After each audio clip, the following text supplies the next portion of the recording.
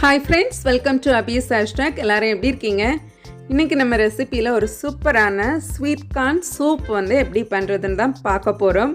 இது மழை காலங்களில், அது மாதிரி வின்டர் சீசனில், இல்லைன்னா நம்ம வீட்டில் ஏதாவது ஃபங்க்ஷன்ஸ் பார்ட்டிஸ் வைக்கும்போது ஒரு ஸ்டார்டர் ரெசிப்பியாக கூட நம்ம யூஸ் பண்ணிக்கலாம். ரொம்ப சூப்பராக இருக்கும். ரொம்ப ஹெல்த்தியான இந்த ஸ்வீட் கார்ன் ரெசிபி எப்படி பண்ணலான்னு பார்க்கலாம்.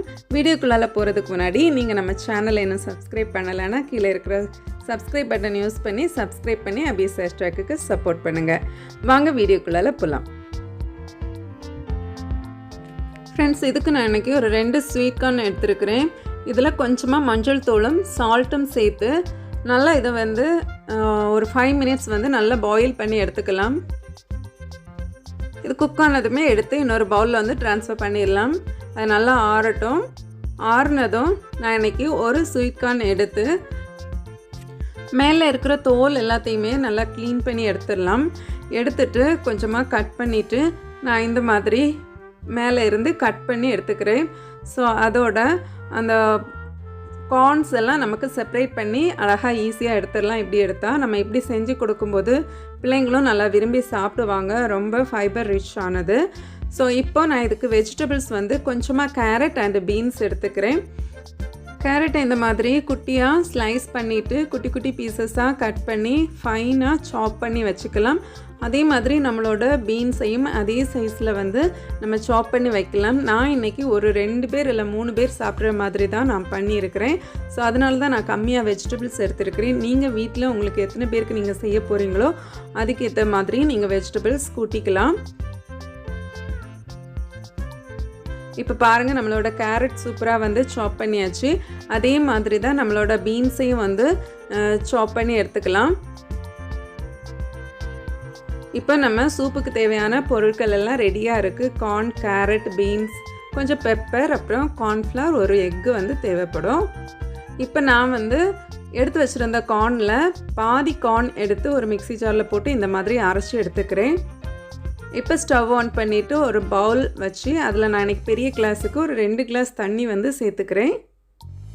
இதில் கொஞ்சமாக சால்ட்டு போட்டுட்டு நம்ம கட் பண்ணி வச்சுருந்த வெஜிடபிள் கேரட், பீன்ஸ், அப்புறமா அரைச்சி வச்சுருந்த கார்ன் எல்லாமே சேர்த்துட்டு கொஞ்சம் ரிமைனிங் இருந்த கார்னையும் இதுக்கு கூடயே சேர்த்துக்கலாம். எல்லாம் சேர்த்து நல்லா ஒரு மூடி போட்டு நல்லா கொதிக்க விடலாம். நல்லா கொதி வந்ததுக்கு பிறகு ஓப்பன் பண்ணி பார்த்து மிக்ஸ் பண்ணி கொடுத்துக்கோங்க.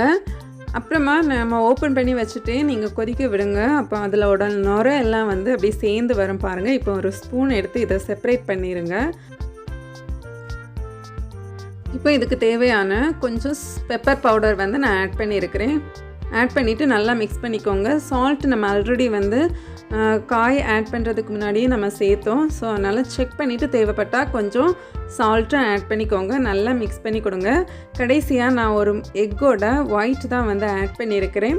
இதை ஆட் பண்ணிவிட்டு ஒரு பவுல் போட்டு ஒரு நிமிஷம் வச்சுட்டு ஓப்பன் பண்ணி இதை நல்லா இந்த மாதிரி மிக்ஸ் பண்ணி கொடுங்க. அது அழகாக ஸ்க்ரம்பிள் ஆகி வரும். பார்க்குறதுக்கே அழகாக இருக்குது பாருங்கள். யாராவது நீங்கள் எக்கு சாப்பிடலைன்னா இந்த ஸ்டெப்பை நீங்கள் ஸ்கிப் பண்ணிக்கலாம். கடைசியாக நான் ஒரு ஸ்பூன் கார்ன்ஃப்ளவர் எடுத்து கொஞ்சமாக தண்ணியில் மிக்ஸ் பண்ணி வச்சுருக்கிறேன். அதை தான் நான் கொஞ்சம் கொஞ்சமாக ஆட் பண்ணி கொடுக்குறேன்.